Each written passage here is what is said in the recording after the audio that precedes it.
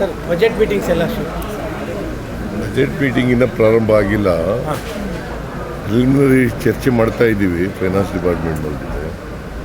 So 2ನೇ ತಾರೀಕಿನಿಂದ ಪ್ರಾರಂಭ ಆಗುತ್ತೆ, ಸ್ಟ್ರಿಕ್ಟಾಗಿ 2ನೇ ತಾರೀಕಿನಿಂದ. ಡಾಲರ್ಸಲ್ಲೂ ಕೂಡ ಕರ್ನಾಟಕದ ಬಗ್ಗೆ ಭಾಳ ಹೆಮ್ಮೆ ಮಾತಾಡಿದ್ದಾರೆ. ಕರ್ನಾಟಕದಲ್ಲಿ ಇನ್ವೆಸ್ಟ್ಮೆಂಟ್ಗೆ ಒಳ್ಳೆ ಅವಕಾಶ ಇದೆ ಅನ್ನೋ ಮಾತುಗಳು ಆಡಿದ್ದಾರೆ ಡಾಲರ್ಸಲ್ಲಿ. ಎಲ್ಲಿ ಡಿ ಕೆ ಶಿವಕುಮಾರ್ ಎಲ್ಲ ಹೋಗಿದ್ರಲ್ಲ ಅದು.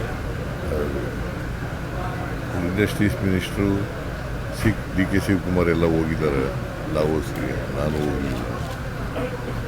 ಬಟ್ ಅಲ್ಲಿ ಕರ್ನಾಟಕದಲ್ಲಿ ಯಾವಾಗಲೂ ಕೂಡ ಇನ್ವೆಸ್ಟ್ಮೆಂಟಿಗೆ ಒಳ್ಳೆ ವಾತಾವರಣ ಇದೆ.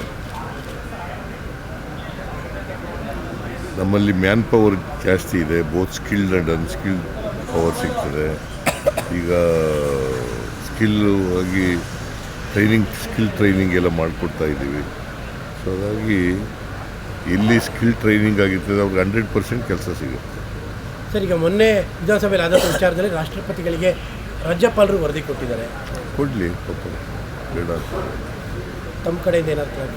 ಸರ್ಕಾರದ ಕಡೆ ನಮ್ಮ ಕಡೆ ಇದೆ, ಅವ್ರು ಕೊಟ್ಟಿದ್ದಾರೆ ವರದಿ, ತಿಳಿಸಿದ್ದಾರೆ ಅಷ್ಟೇ ಏನು ನಡೀತು ಅಂತ ತಿಳಿಸಿದ್ದಾರೆ.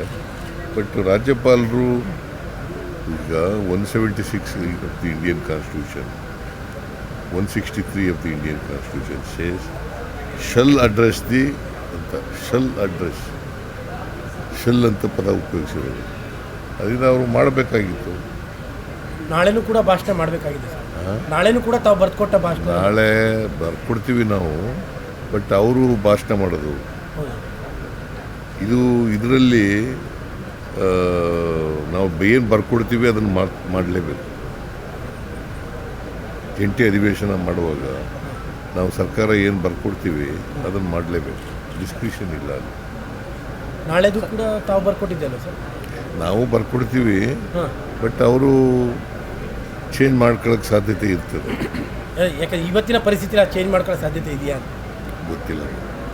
ಗಣರಾಜ್ಯೋತ್ಸವ ಪರೇಡ್ಗೆ ಕರ್ನಾಟಕದ ಸ್ತಬ್ಧ ಚಿತ್ರ ಇಲ್ಲ, ಸೊ ರಾಜ್ಯ ಸರ್ಕಾರ ಪತ್ರ ಮಾಡಬೇಕಿತ್ತು ಅಂತ ಬಿಜೆಪಿ ನಾವು ಕಳಿಸಿದ್ದೀವಿ. ಅವ್ರು ಮಾಡದೆ ಹೋದ್ರೆ ಏನು ಮಾಡೋಕ್ಕಾಗುತ್ತೆ? ಸರಿಯಾಗಿ ಪತ್ರ ವ್ಯವಹಾರ ಆಗಿಲ್ಲ ಅಂತ ಸರ್. ಪತ್ರ ವ್ಯವಹಾರ ಎಲ್ಲ ಆಗಿದೆಯಪ್ಪ, ಪತ್ರ ವ್ಯವಹಾರ ಎಲ್ಲ ಆಗಿದೆ, ನಾವೆಲ್ಲ ಕಳಿಸಿದ್ದೀವಿ. ಅದು it is for them to choose. ಈಗ ಪ್ರತಿ ರಾಜ್ಯದಿಂದ ಸ್ತಬ್ಧಚಿತ್ರ ಮಾಡಬೇಕಾಗಿರ್ತಕ್ಕಂಥದ್ದು ಕೇಂದ್ರ ಸರ್ಕಾರ ಅಲ್ವಾ, ಅವ್ರು ಮಾಡಬೇಕು. ಸರ್, ನಿನ್ನೆ ಹಾಸನದಲ್ಲಿ JDS ಸಮಾವೇಶ ಆಗಿದೆ, 25ನೇ ವರ್ಷದ ಸಮಾವೇಶ ಆಗಿದೆ. ಅಲ್ಲಿ ರೇವಣ್ಣವರ ಬಂಧನ ಭಾಳ ದ್ವೇಷದಿಂದ ಮಾಡಿದ್ದು, ನಮಗೆ ಟೈಮ್ ಬರುತ್ತೆ, ನಾವು ತೀರಿಸ್ಕೋತೀವಿ ಅಂತ ಮಾತಾಡಿದ್ದಾರೆ ದೇವೇಗೌಡರು. ನಾವು ಯಾರು ಕಾನೂನು ಪ್ರಕಾರ ಮಾಡಿದ್ದಾರೆ, ನಾವ್ಯಾರು ಕೂಡ ಅದಕ್ಕೆ ಇಂಟರ್ಫಿಯರ್ ಆಗಿಲ್ಲ, ಆಗೋದೂ ಇಲ್ಲ. ಅದೊಂದೇ ಅಲ್ಲ, ರೇವಣ್ಣನ ಕೇಸ್ ಒಂದೇ ಅಲ್ಲ, ಎಲ್ಲ ಕೇಸ್ಗಳಲ್ಲೂ ಕೂಡ ನಾವು ಇಂಟರ್ಫಿಯರ್ ಆಗಿ.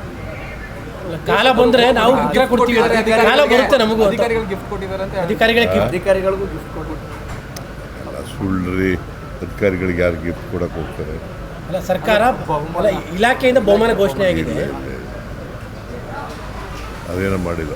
ಅಲ್ಲ, ಟೈಮ್ ಬರುತ್ತೆ ನಮಗೂ ಕೂಡ ಅಂತ ದೇವೇಗೌಡರು, ನಮಗೂ ಟೈಮ್ ಬರುತ್ತೆ ತೀರಿಸ್ಕೊಳ್ಳೋಕ್ಕೆ ಅಂತಾರೆ.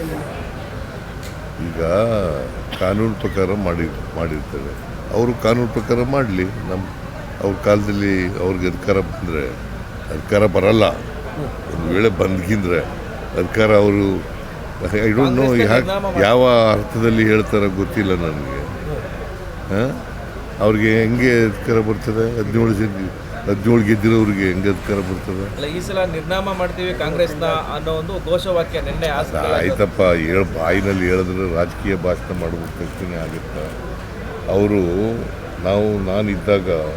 ನಾನು ಪ್ರೆಸಿಡೆಂಟ್ ಆಗಿದ್ದಾಗ 2004ರಲ್ಲಿ 59 ಗೆದ್ದಿದ್ದಾರೆ.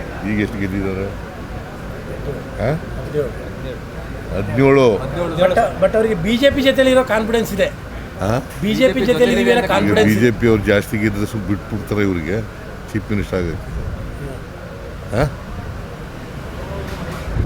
ಫಸ್ಟ್ ಆಫ್ ಆಲ್ ಬರೋದೇ ಇಲ್ಲ, ಅವರು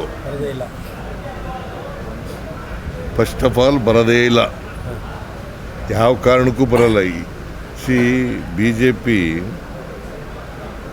ಇವರಿಬ್ಬರು ಸೇರಿದ್ರು ಕೂಡ ನಾವು ಎಷ್ಟು ಗೆದ್ದಿದ್ದೀವಿ? 136 ಗೆದ್ದಿದ್ದೀವಿ. ಹಾಂ ಆಮೇಲೆ ಸೇರಿಸಿ 140 ಆದ್ರಿ ಬೈ ಎಲೆಕ್ಷನ್ಸ್. ಈಗ 140 ಆಗಿದ್ದೀವಿ.